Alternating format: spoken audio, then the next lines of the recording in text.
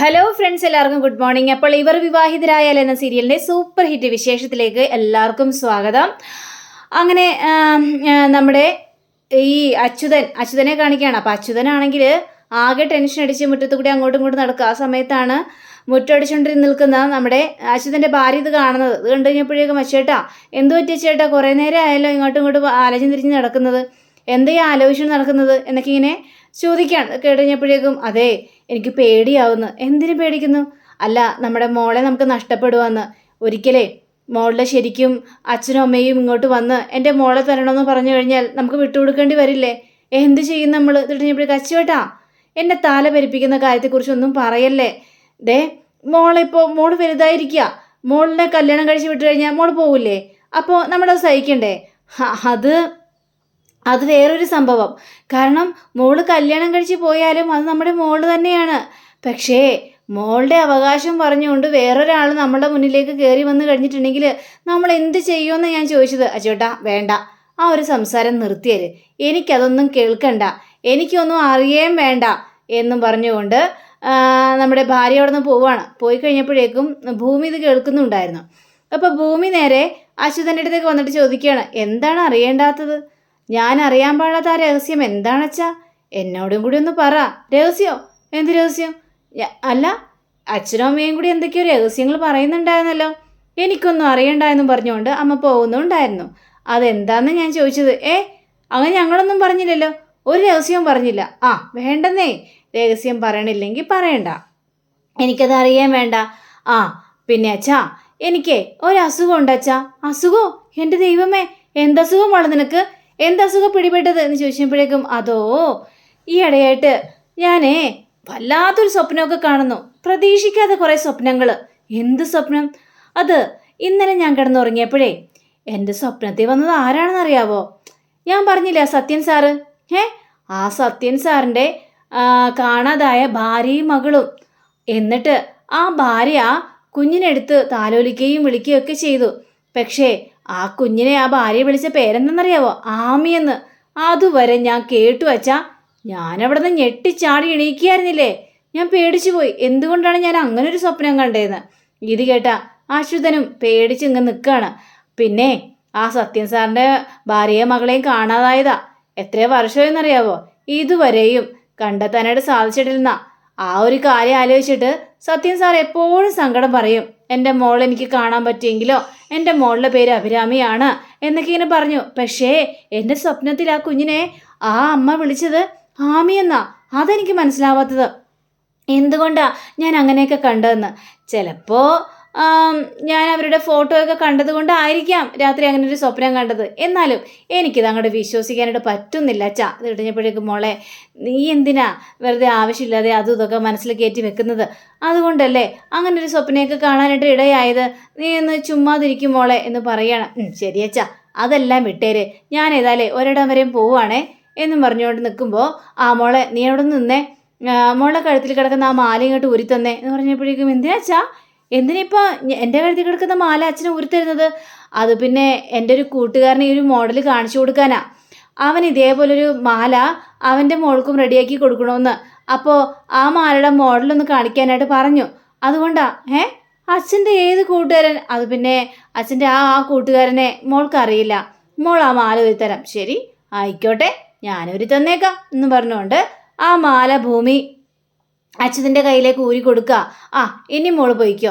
ശരി അച്ഛാ, ഞാൻ പോയിട്ട് വരാം എന്നും പറഞ്ഞുകൊണ്ട് നമ്മുടെ ഭൂമി അവിടെ നിന്ന് പോവുകയാണ്. ഭൂമി അവിടെ നിന്ന് പോയി കഴിഞ്ഞപ്പോഴേക്കും ആ മാല എടുത്ത് ഒന്നും കൂടി നോക്കുകയാണ്. വേണ്ട, ഇനി ഈ മാല എൻ്റെ മോളുടെ കഴുത്തിൽ കിടക്കരുത്. കാരണം ഇനി ഈ മാല കിടന്നു കഴിഞ്ഞിട്ടുണ്ടെങ്കിൽ ചിലവർക്കൊക്കെ സത്യങ്ങളെല്ലാം മനസ്സിലാവും. എൻ്റെ മോളെ എനിക്ക് നഷ്ടപ്പെടുമെന്നും ഈ അച്യുതൻ മനസ്സിലാക്കുകയാണ്. അങ്ങനെ പിന്നീട് ഈ ഭൂമി നേരെ ഒരു ഏജൻസി ഓഫീസിലേക്കാണ് പോയിരിക്കുന്നത്. അപ്പോൾ ഓഫീസിലേക്ക് പോയി കഴിഞ്ഞപ്പോഴേക്കും സാർ ഞാൻ പറഞ്ഞ കാര്യങ്ങളെല്ലാം എന്തായി സാറെന്ന് ചോദിച്ചപ്പോഴേക്കും ഞാൻ ഈ ലെറ്ററൊക്കെ അടക്കേണ്ടവരുടെ ഇതിൽ അടച്ചിരുന്നു. പക്ഷേ അവരന്വേഷിച്ച് കഴിഞ്ഞപ്പോഴേക്കും അവർ പറയുന്നത് നിങ്ങൾക്ക് പോലീസ് സ്റ്റേഷന് അടുത്തായിട്ട് ഒരു ചായക്കടയുണ്ടെന്നും ആ ചായക്കടയിൽ നല്ല തിരക്കാണെന്നും നിങ്ങൾക്ക് നല്ല വരുമാനം കിട്ടുന്നുണ്ടെന്നും ഒക്കെയാണ് പറഞ്ഞത്. അപ്പോൾ പിന്നെ ഞങ്ങൾക്ക് എന്തെങ്കിലും ചെയ്യാനായിട്ട് പറ്റുമോ? നിങ്ങൾക്ക് ഇത്രയും വരുമാനം ഉള്ളപ്പോൾ ഞങ്ങൾ ഇത് സ്വീകരിക്കില്ല എന്നൊക്കെയാണ് അവരും പറഞ്ഞത്. ഇത് കഴിഞ്ഞപ്പോഴേക്കും സാർ ദേ പറഞ്ഞൊക്കെ സത്യം തന്നെയാ. പോലീസ് സ്റ്റേഷൻ്റെ അവിടെ ഒരു ചായക്കടയുണ്ട്, അവിടെ ഒത്തിരി ആൾക്കാരൊക്കെ വരുന്നുമുണ്ട്. പക്ഷേ അതിനനുസരിച്ചുള്ള പൈസയൊന്നും കിട്ടുന്നില്ല സാർ. എൻ്റെ അച്ഛൻ്റെ അവസ്ഥ വല്ലാത്തൊരവസ്ഥയാണ്. എൻ്റെ അച്ഛനെ എനിക്ക് രക്ഷിക്കണം, എങ്ങനെയെങ്കിലും രക്ഷിച്ചെടുത്തേ മതിയാവുള്ളൂ. അതിനുവേണ്ടി സഹായിക്കണം സാർ. സാർ എന്തെങ്കിലും ഒരു കാര്യങ്ങൾ ചെയ്തു തരണം സാർ. ഞങ്ങൾക്ക് പരമാവധി ചെയ്യാൻ പറ്റുന്നതൊക്കെ ചെയ്തു. ഇനി നിങ്ങളൊരു കാര്യം ചെയ്യും, നിങ്ങൾ ആ പാർട്ടി ഓഫീസിൽ പോയി അവരെ ഒന്ന് കാണ്. അപ്പോൾ അവരെന്തെങ്കിലും പറയുമെന്നറിയാലോ. അതിനനുസരിച്ച് നമുക്കിനി മുന്നോട്ട് പോകാനായിട്ട് പറ്റുള്ളൂ. അല്ലാതെ ഞങ്ങൾക്കിതിൽ കൂടുതൽ ഒന്നും ചെയ്യാനായിട്ട് സാധിക്കില്ല എന്ന് പറയുകയാണ്. അങ്ങനെ നമ്മുടെ ഭൂമിയാണെങ്കിൽ ആകെ സങ്കടപ്പെട്ട് പുറത്തേക്ക് ഇറങ്ങുക. ആകെ സങ്കടപ്പെട്ട് വല്ലാത്തൊരവസ്ഥയിൽ തൻ്റെ അച്ഛനെ എങ്ങനെ രക്ഷിക്കണം, അച്ഛനെ രക്ഷിക്കാൻ വേണ്ടി ആരുടെയും കാല് പിടിക്കാനും കൂടി തയ്യാറായിട്ട് നിൽക്കുകയാണ് നമ്മുടെ ഭൂമി. അപ്പോൾ നമ്മുടെ ഭൂമി നേരെ ആ ഒരു പാർട്ടിക്കാരെ കാണാനായിട്ട് പോവുകയാണ്. അതെ, ഞങ്ങൾ മറ്റേ പ്രധാനമന്ത്രിയുടെ ഒരു ഇത് കൊടുത്തായിരുന്നു, പക്ഷേ പൈസയൊന്നും റെഡിയാവൂലെന്നാണ് പറയുന്നത്. എങ്ങനെയെങ്കിലും ഒന്ന് സഹായിക്കണം, എൻ്റെ അച്ഛൻ്റെ അവസ്ഥ വല്ലാത്തൊരവസ്ഥയാണ്, അതുകൊണ്ട് സഹായിക്കണമെന്ന് പറയുക. ഇത് കേട്ടുകഴിഞ്ഞപ്പോഴേക്കും ആഹാ, അത് ശരി. അല്ല, നിങ്ങളെനിക്കറിയാം, നിങ്ങൾ ആ പോലീസ് സ്റ്റേഷൻ്റെ അവിടെ ഇത് നടത്തുന്ന ആളല്ലേ, ചായക്കട നടത്തുന്ന ആളല്ലേ? അതെ അതെ സാർ, ഞാൻ ചായക്കട നടത്തുന്ന ആളാണെന്ന് പറയുകയാണ്. നിങ്ങൾക്ക് അവിടെ നല്ല വരുമാനം കിട്ടുന്നില്ലേ? പിന്നെന്താ പ്രശ്നം? നല്ല വരുമാനം ഉണ്ടെന്നൊക്കെയാണല്ലോ ഞാനും അറിഞ്ഞത്. അയ്യോ സാർ, അതൊക്കെ സാറിൻ്റെ വെറും തോന്നലാണ്. എനിക്ക് അത്ര വലിയ വരുമാനമൊന്നും കിട്ടുന്നില്ല സാർ. ഉള്ളത് കൊണ്ട് കഴിഞ്ഞു പോകുന്നു. ഞാനും എൻ്റെ അമ്മയും എൻ്റെ അച്ഛനടങ്ങുന്ന കുടുംബമാണ്. അത് വളരെയേറെ കഷ്ടപ്പെട്ടാണ് ഞങ്ങൾ കഴിയുന്നത് എന്ന് പറയുകയാണ്. ഇത് കഴിഞ്ഞപ്പോഴേക്കും ശരി, എങ്കിൽ ഞാനൊരു കാര്യം ചോദിക്കട്ടെ, നിങ്ങൾ ഏത് പാർട്ടിയാ? പറ, നിങ്ങളുടെ അച്ഛനും അമ്മയൊക്കെ ആർക്കാ വോട്ട് ചെയ്യുന്നത്? ആർക്ക് വേണ്ടിയാണെന്ന് ചോദിച്ചപ്പോഴേക്കും നിങ്ങൾക്ക് വോട്ടുണ്ടോ എന്ന് ചോദിച്ചപ്പോഴേക്കും ഞങ്ങൾ 3 പേർക്കും വോട്ടുണ്ട് സാർ. അതാ ഞാൻ ചോദിച്ചത്, ആർക്കാണ് വോട്ട് ചെയ്തതെന്ന്. അയ്യോ സാർ, അതൊക്കെ പേഴ്സണലായുള്ള കാര്യമല്ലേ? അതൊക്കെ എങ്ങനെയാണ് പറയുന്നത്? അതൊന്നും പറയാൻ പാടില്ലല്ലോ. ഞങ്ങൾ ആർക്ക് വേണമെങ്കിലും വോട്ട് ചെയ്യും, അതൊന്നും ചോദിക്കേണ്ട കാര്യം ആർക്കും ഇല്ലല്ലോ. നിന്നെയൊക്കെ മനസ്സിലിരിപ്പോൾ ഞങ്ങൾക്കറിയാം, നീയൊക്കെ ആരൊക്കെയാണ് വോട്ട് ചെയ്യുന്നതെന്ന്. നീ ആ പരാതി എഴുതാൻ നിൽക്കുന്ന ആ പെണ്ണല്ലേടി? നീ മറ്റുള്ളവർക്കൊക്കെ പരാതി എഴുതി കൊടുക്കും, എന്നിട്ട് സ്റ്റേഷനിൽ കൊണ്ടുപോയി കൊടുക്കുകയും ചെയ്യും. പക്ഷേ അപ്പം ഞങ്ങളൊക്കെ എന്തിനാണ് ഇരിക്കുന്നത്? വെറുതെ കണി കാണാൻ വേണ്ടി ഇരിക്കുകയാണ് ഞങ്ങൾ. പരാതികളൊക്കെ ഞങ്ങളുടെ കയ്യിലാത്തേണ്ടത്, ഞങ്ങളാണ് എഴുതി കൊടുക്കേണ്ടത്, അല്ലാതെ നീയല്ല. നിന്റെ അച്ഛനെ ഗുരുതരാവസ്ഥയാണെങ്കിൽ അങ്ങോട്ട് തീർന്നു പോട്ടടി. നിന്റെ അച്ഛനെ ഒന്ന് രക്ഷിക്കാൻ വേണ്ടി ഞങ്ങളുടെ കയ്യിൽ നിന്ന് ഒരു ഗവൺമെൻറ്റിൻ്റെ പൈസയും കിട്ടാൻ പോകുന്നില്ല. ഇത് കേട്ട ഭൂമിക്ക് കാല് വരികയാണ്. നിർത്തടോ. നിങ്ങളെയൊക്കെ പാർട്ടിയിൽ ജയിച്ച് അങ്ങ് വലിയ കൊമ്പത്തിരിക്കാമെന്നുള്ളൊരു വിചാരമുണ്ട്, അതൊന്നും നടക്കാൻ പോകുന്നില്ല. നിങ്ങൾ കണ്ടോ, എൻ്റെ അച്ഛനെന്തെങ്കിലും സംഭവിച്ചു കഴിഞ്ഞാൽ എല്ലാത്തിനും ഞാൻ കൊടുക്കും. ഇത്രയും അപേക്ഷിച്ച് ഭൂമി ഒരാളുടെ മുന്നിൽ നിന്നിട്ടില്ല, മനസ്സിലായല്ലോ എന്നും പറഞ്ഞുകൊണ്ട് ഭൂമി അവിടെ കിടന്ന് തകർത്ത് അടിച്ച് വല്ലാത്തൊരു രീതിയിൽ പറയുകയാണ്. അങ്ങനെ പിന്നീട് കാണിക്കുന്നത് നമ്മുടെ തറവാടിലെ മുത്തശ്ശി ആകെ ദേഷ്യപ്പെട്ടും സങ്കടപ്പെട്ടൊക്കെ ഇരിക്കുകയാണ്. ഇന്നലെ അങ്ങനെ ഒരു കാഴ്ചയാണല്ലോ മുത്തശ്ശി കണ്ടത്. അപ്പോൾ മുത്തശ്ശിയുടെ അടുത്ത് മുത്തശ്ശിയുടെ മോളും മരുമോനൊക്കെ വന്നിട്ട് പറയുകയാണ്, അതെ, എന്തെങ്കിലും ഫുഡ് കഴിക്കാമ്മേ. എന്താ അമ്മ ഇത്? ഭക്ഷണം കഴിക്കണ്ടേ, മരുന്ന് കഴിക്കണ്ടേ എന്നൊക്കെ ചോദിച്ചപ്പോഴേക്കും എനിക്ക് ഭക്ഷണം വേണ്ടാന്ന് പറഞ്ഞാൽ വേണ്ട അമ്മേ. ഇങ്ങനെ വാശി പിടിച്ചിരിക്കില്ല അമ്മേ, എന്തേലും കഴിച്ചാലല്ലേ ആരോഗ്യം ഉണ്ടാവുള്ളൂ. അമ്മ ആരോടെ ഈ വാശി കാണിക്കുന്നത്? അഞ്ജൻ ഇന്നലെ എന്തൊക്കെയോ ചെയ്തെന്ന് വിചാരിച്ച് ഇപ്പോൾ അമ്മ ഇങ്ങനെ ഭക്ഷണം കഴിക്കാതിരുന്ന് കഴിഞ്ഞിട്ട് ശരിയാവോ? എനിക്കൊന്നും അറിയണ്ടെന്ന് ഞാൻ പറഞ്ഞില്ലേ? ശരി, ഏതായാലും അഞ്ജനയെയും ഭവാനിയെയും വിളിക്കാം എന്നും പറഞ്ഞുകൊണ്ട് അവരെ വിളിക്കാനായിട്ട് ചെല്ലുകയാണ്. അപ്പോൾ അവർ റൂമിലില്ല.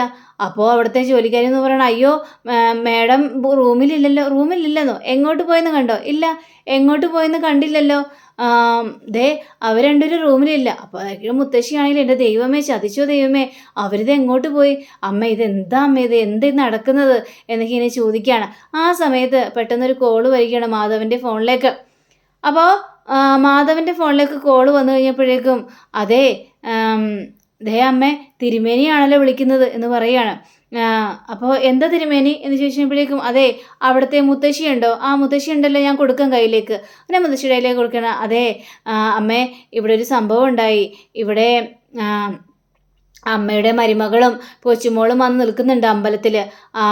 ഈ പെങ്കൊച്ചാണെങ്കിൽ 25 പ്രാവശ്യം ഉരുള് നേർച്ചയാണ് ചെയ്തത്. ഇത് കേട്ട് കഴിഞ്ഞപ്പോഴേക്കും ആര്? അഞ്ജനയോ? അതെ അതെ, ആ കുട്ടി തന്നെയാണ്. പിന്നെ ദേ കർപ്പൂരം കയ്യിൽ കത്തിച്ച് വെച്ച് അങ്ങനെ നിൽക്കുകയാണെന്നും പറയുകയാണ്. ഇത് കേട്ട് കഴിഞ്ഞപ്പോഴേക്കും എൻ്റെ ദൈവം, ഇതെന്താണ് ഈ കുട്ടി ചെയ്യുന്നത് എന്നിങ്ങനെ ചോദിക്കുകയാണ്. എൻ്റെ അമ്മ അടുത്തില്ലേ? അമ്മ അടുത്തുണ്ട്, പറഞ്ഞിട്ടൊന്നും കേൾക്കുന്നില്ല. മുത്തശ്ശി വരാതെ ഒരു നിവൃത്തിയില്ല എന്നൊക്കെയാണ് പറയുന്നത്. എങ്ങനെയും വന്ന് ഈ കുട്ടിയെ രക്ഷിക്കണം മാഡം, അല്ലെങ്കിൽ ഒരു രക്ഷയില്ല കേട്ടോ. കൈയൊക്കെ പൊള്ളി വെന്ത് വല്ലാത്തൊരവസ്ഥയായി പോകും.